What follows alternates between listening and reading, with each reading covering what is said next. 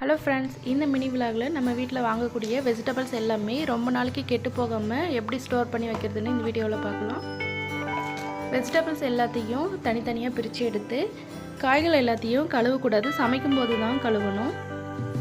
கழுவி வச்சோம்னா ஒவ்வொரு காயும் அழுகிடும். காய்களை சுத்தம் பண்ணிவிட்டு நம்ம தனித்தனியாக அடுக்கி வச்சுக்கலாம். வெங்காயமும் உருளைக்கிழங்கும் காத்தோட்டமான பகுதியில் வந்து வச்சுடணும். இதை வந்து ஃப்ரிட்ஜில் ஸ்டோர் பண்ணக்கூடாது. நான் ரேக்கில் ஸ்டோர் பண்ணி வச்சாச்சு. இப்போது வெஜிடபிள்ஸ் எல்லாத்தையும் சுத்தம் பண்ணிவிட்டு ஒரு நியூஸ் பேப்பர் பாக்ஸில் அடியில் வச்சு அதுக்கு மேலே காய்களை ஸ்டோர் பண்ணிக்கிறேன். அந்த காய்களுக்கு மேலேயும் நியூஸ் பேப்பரை கட் பண்ணி வச்சு அதை க்ளோஸ் பண்ணி வச்சுட்டா ஒரு வாரம் வரைக்கும் ஃப்ரெஷ்ஷாகவே இருக்கும். இந்த காய்ங்க எல்லாமே வாடாது. ஒவ்வொரு காயும் இந்த மாதிரி அடுக்கி வச்சுக்கலாம்.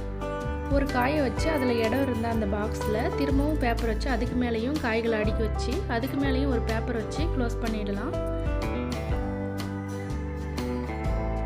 முடிஞ்சால் அந்த காய்களுக்கு மேலே 2 இல்லைனா 3 டூத் பிக்கை வச்சு க்ளோஸ் பண்ணி பாருங்கள். 2 வாரம் வரைக்கும் கூட காய்கள் அழுகாமல் இருக்கும்.